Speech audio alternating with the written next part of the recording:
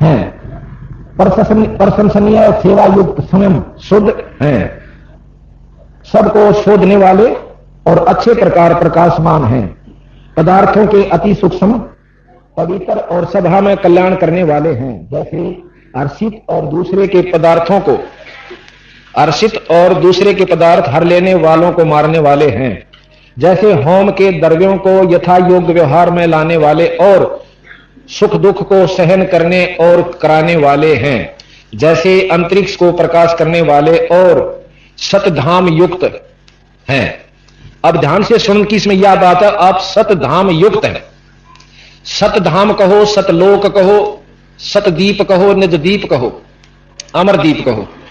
अब जो परमात्मा सतधाम युक्त है तो वो आकार में भी होगा, जब उसका लोक है तो आकार में भी होगा।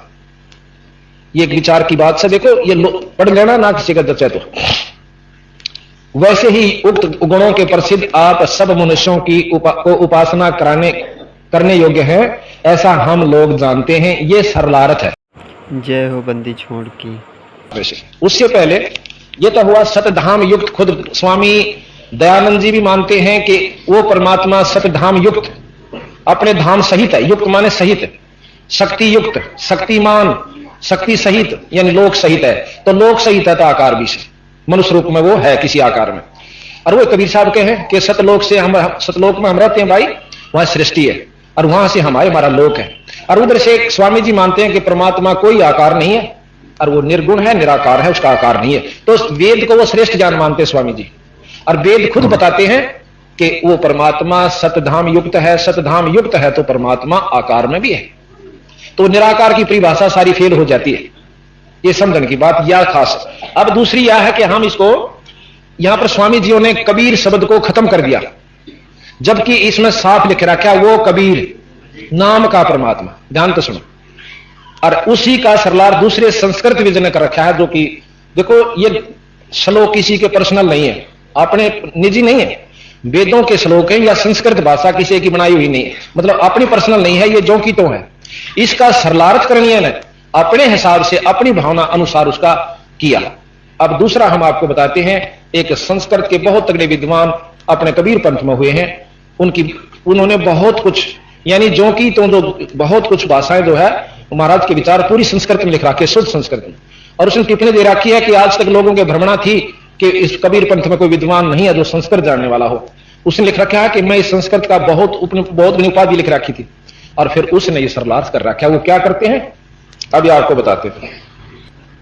यहां पर है कि 62 पेज पर, अब ये इसमें भी दिया था हमने, अब इसका उच्चारण सुनाते हैं।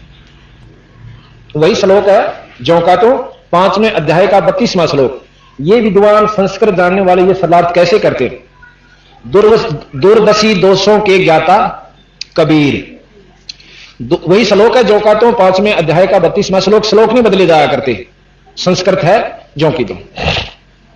दूरदर्शी दोषों के ज्ञाता कबीर तेजोमयी हैं और आप दीप्तिशील तथा पापों के शत्रु, और आप बंधन के नाश व तंतु बंधों के नाशक व तंतु रूप तारा आदि का विस्तार करने वाले, आप अग्नि के समान शुद्ध रूप हो और आप कीर्तिमान हो।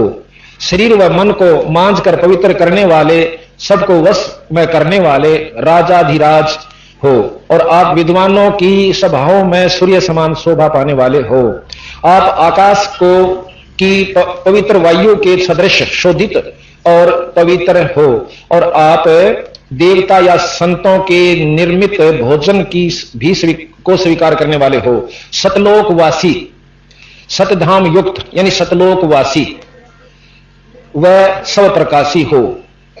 अब इसमें देखिए, इसमें साफ लिखा है कि दुर्दशी दोषों के ज्ञाता कबीर। कबीर नाम को इन्होंने लिया और महर्षि दानंद जी ने कबीर नाम को खत्म कर दिया। उनके खत्म करने से नहीं होता, फिर श्याम वेद में कहां करते खत्म? श्याम वेद में अभी आपको सुनाएंगे। कबीर साहब के बारे में माता पार्वती शंकर भगवान से पूछती है कि आप किस कबीर का नाम उच्चारण करते, उसमें के महिमा, वह नरी नरी बताई। इसका संस्कृत थोड़ी थोड़ी सुनाऊंगी, इसी में नाम है उसी गसी कबीर अंगारी। कबीर अंगारी, अंगारी का मतलब इन्होंने लिखा है कि दीप्तिशील, और कबीर वो परमात्मा कबीर ही नाम से जाना जाएगा, इसको खत्म नहीं किया जा सकता। तो वो कबीर नाम का परमात्मा सर्व मतलब जिससे सारी सृष्टि दीप्तिमान है, सब तारादि के रचयिता हैं, वो परमात्मा कबीर है, ये प्रमाण। अच्छा, अब हम श्याम वेद बताते हैं आपको। श्याम वेद के अंदर भगवान शिव शंकर महादेव के आराध्य देव कबीर और गरीबदास जी महाराज कहते हैं हम बैरागी ब्रह्म पद और सन्यासी महादेव, सो हम नाम दिया हम शंकर को वो करे हमारी सेव। ये कबीर साहब कहते हैं कि हमने सोहम नाम भगवान शंकर को दिया और भगवान शंकर उस नाम का जाप करते हुए अपनी जो शक्ति संतरित करते हैं। आप देखते हो ज्यादातर शंकर भगवान अपनी समाधि में रहते हैं और ईश्वर को आराधना करते हैं। तो यहां लिखा है कि हमारे प्रेमी पाठक जनों को यह ज्ञात कर अति विस्मय होगा कि महादेव के आराध्य देव सतगुरु कबीर ही हैं। आप सोचेंगे कि लेखक क्योंकि कबीर अनुयायी है, जो चाहता है वो लिख देता है, परंतु ऐसा नहीं। यह लेखक की कल्पना मात्र नहीं है, यह यथार्थ तथा वास्तविक है। भारत में वेद ईश्वर वाणी समझे जाते हैं। ऋषि मुनियों ने वेदों को ईश्वर वाणी कहा है। इन्हीं वेदों में यजुर्वेद और अथर्ववेद में कबीर शब्द की महिमा का वर्णन किया है, जिसका उल्लेख हम पहले कर चुके हैं। अब हम श्याम वेद के पाताल खंड ब्रह्मयामल में से कुछ श्लोक चुनकर प्रमाण के रूप में प्रस्तुत करते हैं। वैसे यह 100 श्लोक हैं। इन सब श्लोकों को यहां देने की गुंजाइश नहीं है। फिर भी पार्वती जी ने अपने पति से जो प्रश्न किया और महादेव ने 100 श्लोकों में उत्तर दिया, अपने पाठकों के विचारार्थ रखते हैं। महादेवी पार्वती ने प्रश्न किया, हे स्वामी, आप स्वयं देवताओं के महादेव हैं, पुनः आप किस ईश का ध्यान करते हो, किस देव का ध्यान करते हो? और कबीर शब्द को 3 अक्षरों का है, वह कबीर कौन है, वह किन देवताओं में से है? अब कबीर साहब भी कहते, जैसे आपने सुना है, कक्का केवल नाम है, बब्बा ब्रह्म शरीर और रर्रा सब में रम रहता का नाम कबीर, और वही वेद कहते हैं श्याम वेद। और ये महादेव जी इसमें सारा प्रमाण देते हैं कि कैसे ये बनता है, रे से ये बनता है, फिर दोबारा फिर उनका दूसरा उत्तर फिर देते हैं कि कैसे ये बनता है, बै से ये बनता है, रे से ये बनता है। फिर यानी 5-6 बार महिमा उसी कबीर शब्द की गाई है। यहां कबीर नाम जो है ये भी वेदों में प्रमाणित है कि वो ईश्वरीय नाम है, ईश्वरीय शक्ति का नाम है। और दूसरी तरफ कबीर साहब इसी का प्रमाण देते हैं कि हम सतलोक से आए भाई, सत स्वरूपी नाम साहेब का सो है नाम हमारा। जो नाम उस परमात्मा अनंत कोट ब्रह्मांड के परमात्मा का नाम है, वही मेरा नाम है और मैं हूं भी वही। अब नाम मैं भी कबीर दर्शक हूं, पर मेरे वो गुण नहीं होंगे तो मैं कबीर नहीं हूं। मेरा नाम कबीर है, और जिसमें कबीर वाले गुण हो उस अभी आपने सुना कि वो कबीर नाम का परमात्मा क्या शक्ति रखता है, और इसका ये वेद भी प्रमाण दे रहे हैं कि वो परमात्मा सतधाम युक्त है, यानी सतलोकवासी है, यही बंदी छोड़ के। और ये महर्षि दयानंद जी का है। हम ये निकल देखो अपनी तरफ से एक सरलार्थ रखा हो, क्योंकि सरलार्थ नहीं बदल सकता, चाहे भावार्थ कुछ भी बना ले, उसका शब्दों के अर्थ नहीं बदले जाया करते, बदला है तो अज्ञानी कला होगा। तो यहां स्वामी जी ने सतधाम युक्त लिखना पड़ा कि वो सतधाम युक्त है। जब धाम है तो आकार में भी होगा। ये कबीर साहब कहते हैं, मैं नहीं कहता। और ये साफ प्रमाण देते हैं कि हम सतलोक से हम चले आए। वो धर्मदास जी भी कहते हैं कि जब 50 संत उसके अनुयायी में प्रमाण दें और खुद ये कि हम धर्मदास को सतलोक ले गए और भाई वहां से हमने धर्मराज दास को वापस फेरा, तो कोई लोक है, इसमें कोई शक नहीं। बाकी अपनी बुद्धि जहां तक मानती है वहीं तक स्वीकार करके उसको बंद कर देते हैं। अब मैं आपको सत्तार प्रकाश सुनाऊंगा स्वामी जियों का, उनके व्यूज हमने कबीर साहब के बारे में उन्होंने क्या जानकारी दी। 313 पेज पे सत्यार प्रकाश है, देखिए भाई, स्वामी रचित। अब इसके 313 पृष्ठ के ऊपर स्वामी जी ने आदरणीय कबीर साहब के बारे में अपनी टिप्पणी दे रखी है, वो आपको सुनाते हैं। एक ने प्रश्न किया कि कबीर पंथी तो अच्छे हैं, ये 272 नंबर प्रश्न है कि कबीर पंथी तो अच्छे हैं, स्वामी जी से प्रश्न किया। कबीर साहब स्वामी जी उत्तर देते हैं नहीं। फिर प्रश्न करता है क्यों अच्छे नहीं? पाषाण आदि यानी पत्थर की मूर्ति पूजा का खंडन करते हैं। कबीर साहब फूलों पर उत्पन्न हुए और अंत में भी फूल हो गए। ब्रह्मा विष्णु महेश का जन्म जब नहीं था तब भी कबीर साहब थे। बड़े सिद्ध, ऐसे कि जिस बात को वेद पुराण भी नहीं जान सकता उसको कबीर साहब जानते थे। सच्चा रास्ता है जो कबीर साहब ने दिखलाया। उनका मंत्र सतनाम कबीर आदि है। ये किसी ने प्रश्न किया स्वामी जी से। स्वामी जी उत्तर देते हैं, पाषाण आदि को छोड़ वो तो पलंग, गद्दी, तकिए, खड़ाऊं, जोत और दीप यानी जोत जलावा उसकी भी पूजा करते हैं। पाषाण मूर्ति के न्यून है, जो कि पत्थर की मूर्ति तभी घटिया से। स्वामी जी कहते हैं कि जिसको तुमने कहो ना पत्थर की मूर्ति की पूजा नहीं कर दे, जैसे पलंग की, तकिए का और जोत जलावे से ये घटिया, मतलब पत्थर की मूर्ति से भी कमजोर से, घटिया से। ये स्वामी जी का व्यूज है। फिर कहते हैं कि क्या कबीर साहब बनूगा थे या कली थे? जो कली तो फूल का मतलब फूल बन गए होंगे। क्या कबीर साहब बनूगा व कलियां थी जो फूलों से उत्पन्न हुए और अंत में फूल हो गए? ये उनका अपना विचार है। यह जो बात सुनी जाती है, कबीर स्वामी जी कहते हैं, यह जो बात सुनी जाती है कि वही सच्ची होगी कि कोई जुल्हा काशी में रहता था, उसका लड़के बालक नहीं थे। एक समय थोड़ी सी रात्रि थी, सुबह की, एक गली में चला जाता था तो देखा सड़क के किनारे एक टोकनी में फूलों के बीच में उसी रात्रि का जन्मा हुआ बालक था। वह उसको उठाकर ले गया, अपनी स्त्री को दे दिया, उसने पालन पोषण किया। जब वह बड़ा हुआ तो जुल्हे का काम करता था। किसी पंडित के पास संस्कृत पढ़ने के लिए गया, उसने उसका अपमान कर दिया पंडित जी ने, और कहा कि हम जुल्हों को नहीं पढ़ाते। इसी प्रकार कई पंडितों के पास फिरा परंतु किसी ने नहीं पढ़ाया। तब ऊंट पटांग बांसा बनाकर, कबीर साहब के बारे में कहते हैं, तब ऊंट पटांग बांसा बनाकर और जुल्हे आदि नीच लोगों को समझाने लगा। यानी स्वामी जी की दृष्टि में जो उनके अनुयायी हैं वो नीच बताए कि दुल्हा कैसे नीच व्यक्तियों को समझाने लगा। तंबूरे लेकर गाता था, भजन बनाता था। विशेष पंडित शास्त्र वेदों को की निंदा करता था, विशेषकर पंडितों की, शास्त्रों की, वेदों की निंदा करता था। कुछ मूर्ख लोग उसके जाल में फंस गए। ये स्वामी जी के व्यूज हैं अपने कबीर साहब के बारे में कि कुछ मूर्ख लोग उसके जाल में फंस गए। जब मर गया था लोगों ने उसको शद कर दिया, बना लिया, और वो शद था। जो जो उसने जीते जी बनाया था, लिखी थी को रचनाएं, उसको उसके चेले पढ़ते रहे। कान को मूंद का जो शब्द सुना जाता है उसको अनाहत शब्द सिद्ध कर ठहराया, सिद्धांत ठहराया। मन की वृत्ति को सुरती कहते हैं, उसको उस सुनने में लगाना, उसी को संत परमेश्वर का ध्यान बतलाते हैं। वहां काल नहीं पहुंचता। बर्छी के समान तिलक और चंदन आदि लकड़े की कंठी बांधते हैं। भला विचार के देखो कि इसमें आत्मा की उन्नति और ज्ञान क्या बढ़ सकता है? यह केवल लड़कों के खेल के समान लीला है। ये स्वामी जी की व्यूज कबीर साहब के बारे में। अब आप देखिएगा, मेरे विचारों में कबीर साहब के बारे में स्वामी दयानंद जी ने ABC का भी नहीं बेरा था। और इतने महान सत्यार्थ ग्रंथ को जिसको हम सब समाज बहुत आदर्श मानते हैं, उस समय ये लिखा है। जब एक कबीर साहब के बारे में ऐसा लिखा होगा तो बाकियों का हम नहीं कह सकते वो सच्चा था कि झूठा था। ये तो 600 साल पहले की बात है, कोई 1000 वर्ष पहले भी नहीं हो सकती ये बात कि भाई झूठ होंगी ये बातें। सिकंदर लोदी दिल्ली का बादशाह, उसके साथ जो उनकी वार्ता हुई आपको अभी बताएंगे। अच्छा, दूसरी तरफ यही स्वामी जी कहते हैं कि वो परमात्मा निराकार है, आकार में नहीं आ सकता। अच्छा, अब यही वेद का जो आपने यजुर्वेद का पढ़ा 5वें अध्याय का 32वां श्लोक में कहते हैं कि वो भगवान, वो परमात्मा सतधाम युक्त है, सतलोक सहित है। अच्छा, अब हम आपको यजुर्वेद में फिर उनके द्वारा लिखा हुआ वो कहते हैं कि परमेश्वर शब्द प्रयोग किया उन्होंने, परमेश्वर।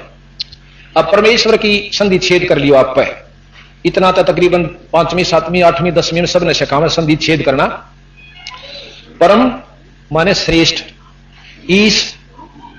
ईश्वर यानी जगत ईश भगवान, ईश शब्द है भगवान और वर उसका भी मालिक, ईश परमात्मा, जगदीश यानी जगत का भगवान। फिर ईश्वर, उस भगवान का भी भगवान। ईश्वर दो तो हुए, एक के शब्द में 3 शब्द हुए से। और फिर परमेश्वर, उन दोनों से भी ऊपर की शक्ति और को श्रेष्ठ परमात्मा, परम ईश्वर, उनसे भी ऊपर का परम यानी शक्तिशाली भगवान। और फिर कहें ब्रह्म एक और परमात्मा एक, तो परमेश्वर शब्द की आवश्यकता मेरे हिसाब में तो नहीं चाहिए थी। जो एक बात को जानने वाले हैं, इसमें निंदा नहीं समझना, हो सकता है हमारी बुद्धि ना काम करती हो, लेकिन यह परमेश्वर की संधि छेद यही होती है। अभी हम आपको बताते हैं, ये लिख रखा साफ सरलार्थ करते हुए, सिर्फ ये अक्षर की तो ही रहेगी जो शास्त्र लिखते हैं और ये बताते हैं जो कहता हूं। अब कबीर साहब ने क्या कहा, क्या दिया हमारे को, वो भी आप ध्यान से सुन लीजिए। अब हम आपको बताएंगे आगे। तो आपके बारे में सुना, अब थोड़ा सा शिव पुराण के बारे में आपको जानकारी देते हैं और वही फिर ग्रंथ साहब से मिलाएंगे कबीर गरीबदास जी की तरह। ये श्री महर्षि वेदव्यास द्वारा कृत श्री शिव महापुराण 11 खंड है इसमें। अब जब तक हमें शास्त्रों का विशेष ज्ञान नहीं होगा और फिर जब बंदी छोड़ की वाणी का आपको सही समझ में आएगी कि ये झूठ बोल रहे हैं साची कैसे। अब तो कोई आपने नौका देखा कि शिव पुराण, ये मैं सारे शब्द आपके पास ले आया। अब इसमें शिव पुराण में मोट सारी तक नहीं पढ़ सकूंगा, ना सुना सकता, आप पढ़ लिए कभी कुछ चाहे तो मोटी मोटी बता दें जो अपन आवश्यक है। इसमें शिव जी की, विष्णु जी की उत्पत्ति शिव जी से, ऐसा लिखा है शिव पुराण में 121 पृष्ठ पे, 121 पृष्ठ पे। अब यार और शिव पुराण, विष्णु पुराण भी मेरे पास है, वो आपको दिखाएंगे उसमें क्या प्रमाण है।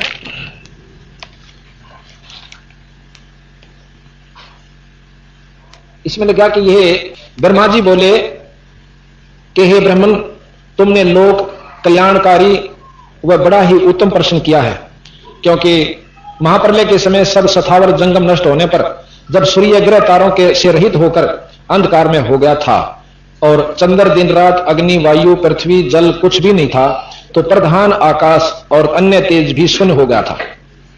जब सत असत स्वरूप कुछ भी नहीं था, रह गया था, और जिसको निरंतर हृदयाकांक्षाओं में देखते हैं, जो मन वाणी से परे, इंद्रियों के विषयों से रहित, नाम रूप और वर्ण रहित, स्थूल तथा सूक्ष्म भी नहीं है, हर्षव दीर्घ व लघु, गुरु घटना बढ़ना भी कुछ नहीं होता, वह सत्य ज्ञान और अनंत स्वरूप तथा परमानंद परम पुरुष है, जो ज्ञानतम और शोभायुक्त है, जो अमूर्त परम तव है, वही सदृश सदाशिव की मूर्ति है। यह मतलब यह है कि वो सदाशिव की मूर्ति है जिसमें ये गुण है। इसी को पंडित अवर्चनीय और अवर्चनीय तथा प्राचीन ईश्वर की मूर्ति कहते हैं। उसने अपने शरीर से स्वच्छंद शरीर वाली, कभी नाश न होने वाली शक्ति प्रकट करी, शिव जी ने करी। वही प्रधान प्रकृति, वही गुणवती माया और वही विकास से रहित बुद्धि तत्व जननी माता कहलाई। वही शक्ति अंबिका, प्रकृति संपूर्ण लोकों की ईश्वरी, त्रिदेवों की माता। अब देखो इसी में दोबारा फेर के कहें, वह तीनों देवताओं की मां। अब तीन देव की तरह के भाई, तीन देव ब्रह्मा विष्णु शिव। अरिब ज्ञानो कैसे कि वह है तीनों देवों की माता भी है अष्टंगी, यानी ज्ञान को उलझाना, सुलझे नहीं। अब यहां कहते शंकर भगवान से ने अपनी शक्ति तय वह माता उत्पन्न करी, और फिर वह माता बोला तीनों की माता, त्रिदेवों की मां। अब बताओ तीसरा फिर कौन, वो चौथा और अलग हुआ फिर इसका मतलब। अब विचार से सुन की बात से, और कबीर साहब फिर इसका सीधा सरल भाव से बताएंगे। वो कल शुरू करेंगे हम। एक हमने बोर्ड बनवा रखा है पूरा लंबा चौड़ा, जिसमें सारा वर्णन दे रखा है, और वो फिर इन सारे शास्त्रां में जोड़ देगा। अकिया नूर ने थी भाई, ये गलत हिसाब से, अपने मन हिसाब से जोड़े गए। तो यहां लिखा है त्रिदेवों की माता नित्य और मूल कारण कही गई, जिसकी 8 भुजाएं हैं, और जो विचित्र मुख वाली सुप्रभा है। सदाशिव ने उस शक्ति को साथ लेकर शिवलोक नामक क्षेत्र की रचना की। उसी उत्तम क्षेत्र को काशी कहते हैं, जो परम मोक्ष को देने वाली और सर्वप्रिय है। उस क्षेत्र में परमानंद शिव पार्वती सहित शक्ति सहित निवास करते हैं। अब पार्वती सहित शिव निवास करते हैं, और उधर कहते हैं शिव जी ने ही वह माता विचार की। वो शिव कौन है, अब ध्यान से सुनो। सदाशिव ने उस शक्ति को साथ लेकर निवास करती है। हे मुने, प्रलय काल में भी वह क्षेत्र शिव पार्वती से रहित नहीं होता, और उसी से उसका अभिमुक्त कहते हैं। अच्छा, अब फिर कहते हैं धनुषधारी शिव जी ने पहले इसमें एक आनंद वन बनाया था। ये शिवलोक का जिक्र कर रहे हैं। उस आनंद वन में शिवा शिव के रमण करते करते करने पर हे नारद जी, उन्हें किसी दूसरे पुरुष से के निर्माण की इच्छा हुई, और उन्होंने सोचा कि हम इसका भार किसी दूसरे पर देकर शांति से काशी में केवल शयन करें। इस प्रकार निश्चय करके उसके दक्षिण के 10वें अंश में सुधा रूप आसव का व्यापार किया। जिससे त्रिलोक में एक सुंदर पुरुष का आविर्भाव हुआ, जो शांत और सतोगुण से युक्त एवं गंभीरता में सागर के समान था।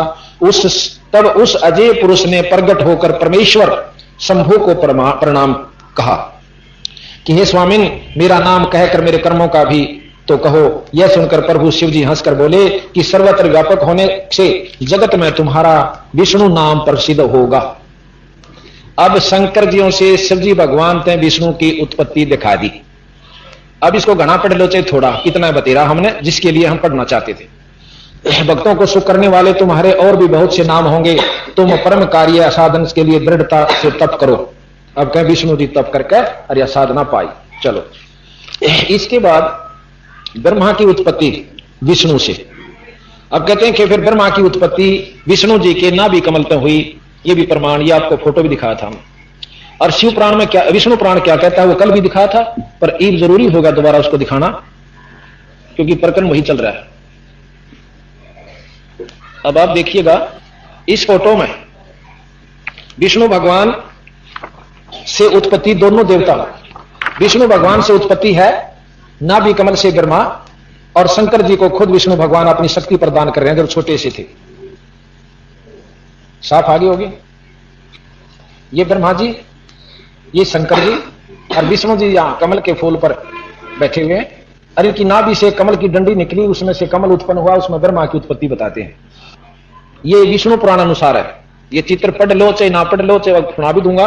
ये विष्णु पुराण के अनुसार है कि भगवान विष्णु से दोनों देवताओं की उत्पत्ति हुई।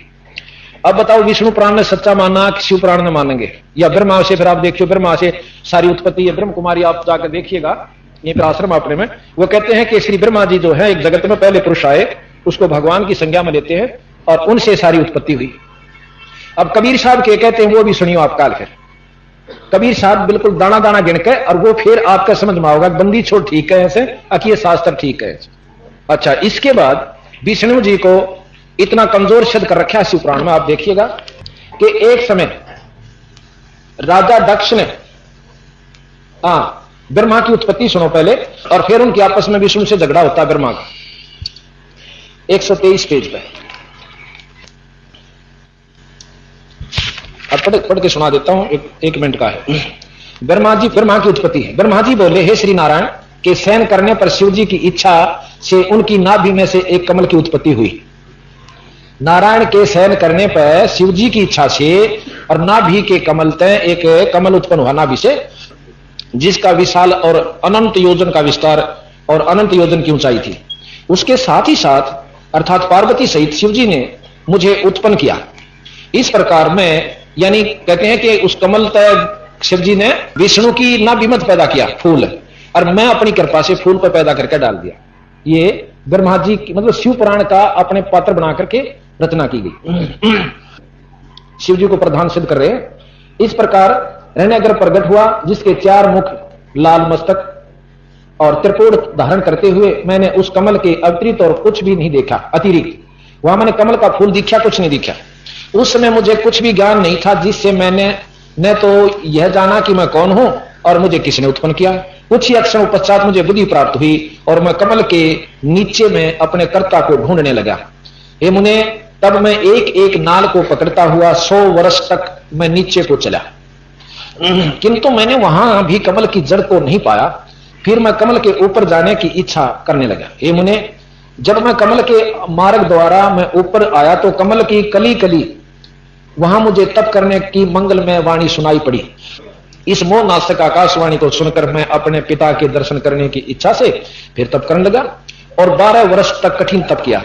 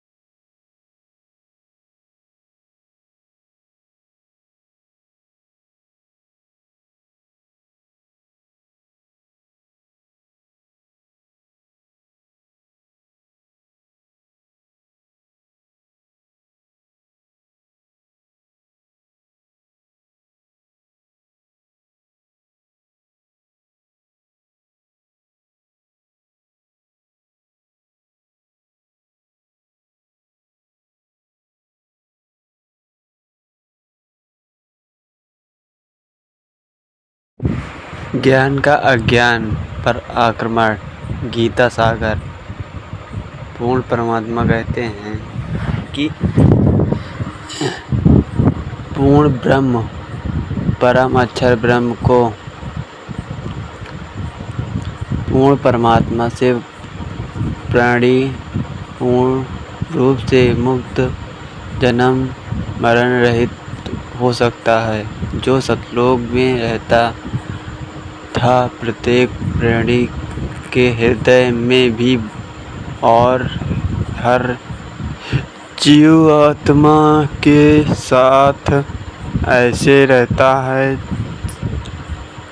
जैसे वायु रहता है गंध के साथ। भगवान ने अर्जुन को अपनी पूजा भी तत्